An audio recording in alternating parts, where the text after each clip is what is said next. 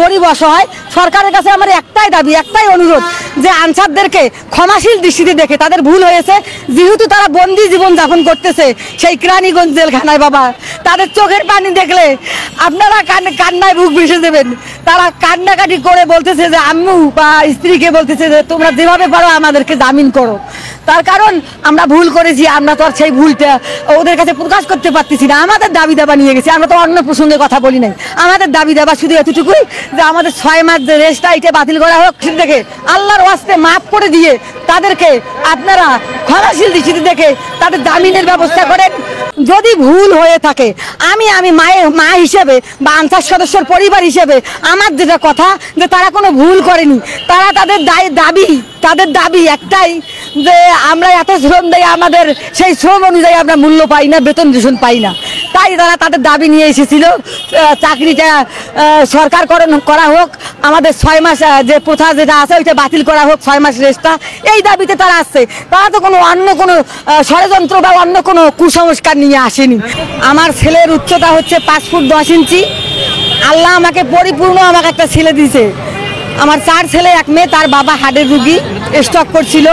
এখন তার চাকরির বয়স 5 বছর।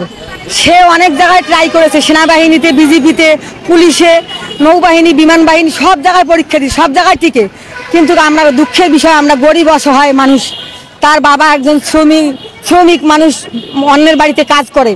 তাই সে 12 লক্ষ টাকা ঘুষ দিতে পারে নাই বিধায় অন্য কোনো ডিফেন্সের চাকরি আমার ছেলের হয় নাই।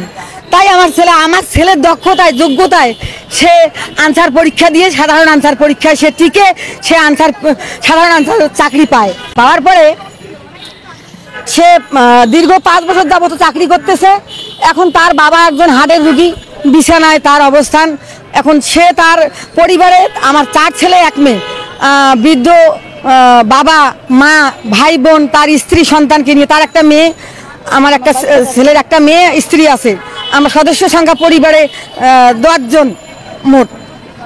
এর মধ্যে অভাব অনটন দেখা দেওয়ার কারণে সব দ্রব্যমূল্যের দাম বাড়ায়, বাজারঘাটের দাম বাড়ায়।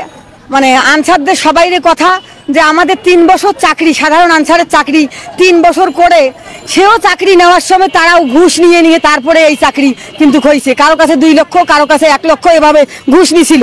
নেওয়ার পরে এই সাধারণ আনসারের চাকরি হয়েছে। হওয়ার পরে তাদের বেতন হচ্ছে সামান্য, যাকে 15,000 16,000 টাকা বেতন, আর 2 কেজি তেল, 2 কেজি চাউল, ডাল, 2 কেজি চিনি। কিন্তু এই 2 কেজি তেল, 2 কেজি ডাল দিয়ে কি একটা মাস, একটা পরিবারে 10 জন সদস্য সংখ্যা তার চলতে পারে? কখনো চলতে পারে না, খুব কষ্ট হয়। তারা এই যে 3 বছর চাকরি করার পরে 6 মাসের জন্য রেস্টে দেয়। 6 মাস, 7 মাস, 1 বছর বসা ছিল আমার ছেলে। 3 বছর চাকরি করার পরে, পুরো 1 বছর বসে থাকার পরে এই যে মেসেজ আসা 3 মাস হলো। এবার মেসেজ আসছে 3 মাস হলো চাকরি রানিং। 3 মাস আগে ছিল পল্টন থানায়, এখন গিয়েছে সিদ্ধিরগঞ্জ থানায়। তখন সব আনসাররা ওরা একটা করছে যে সবাইরে বেতন বাড়ে, সব কিছু জিনিসের দ্রব্যমূল্যের দাম বাড়ে, আমাদের কি এত 8 ঘন্টা 12 ঘন্টা ডিউটি করে আমাদের রেশন বেতন বাড়ে না? তা আমরা সবাই মিলে আমাদের ডিজি মহোদয়ের কাছে এবং মাননীয় প্রধান যিনি সরকার ক্ষমতায় আছেন তার কাছে আমাদের দাবি যে আমাদের কর্ম অনুযায়ী, শ্রম অনুযায়ী আমরা যে ডিউটিটা করি সেই শ্রম অনুযায়ী আমাদের বেতনটা বৃদ্ধি করা হোক, বা আমাদের 6 মাসের যে একটা রেস্ট, এই রেস্টটা বাতিল করা হোক, আমাদের বেতনটা বাড়ায় দেওয়া হোক। 6 মাস যখন একটা সাধারণ আনসার বাড়িতে বসা থাকে, 6 মাস 1 বছর, এই আনসারটা কি একটা দেখেন, একটা গ্রাজুয়েট ছেলে, আমার ছেলে দিয়ে উদাহরণ দেই যে আমার ছেলে আহসান হাবিব 5 ফুট 10 ইঞ্চি লম্বা, সেই সুন্দর আল্লাহ দিছে, কিন্তু তার বাবার জায়গা জমি না থাকায়, অর্থ সম্পদ না থাকায় সে এই সাধারণ আনসারের চাকরি নিয়েছে। কিন্তু চাকরি এই 12 ঘন্টা 8 ঘন্টা ডিউটি করে, এত অকাল পরিশ্রম, তারা কোথায় ডিউটি না করে? দেখেন আনসার সদস্যরা যেভাবে শ্রম দেয়, অন্য বাহিনী কিন্তু এভাবে শ্রম দেয় না। সাধারণ আনসারদেরকে বাহিনীর এতভাবে শ্রম দেওয়ায় 24 ঘন্টা তারা রানিং থাকে, তারা কোথায় আনসার নেই? আপনারা একটু বিবেক করে দেখেন।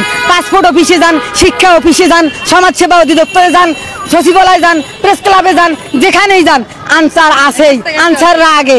তাই সব কর্মকাণ্ডে বন্যা হবে, আনসার আগে ছুটে যায়, নিজের পোশাক ভিজে যায় 1 বুক পানি নিয়ে, মাথায় তারা তাদের খাবার থেকে, তাদের রেশন থেকে যে যেটুকু পায় সেখান থেকে তারা সাহায্য সহযোগিতা করে জনগণকে।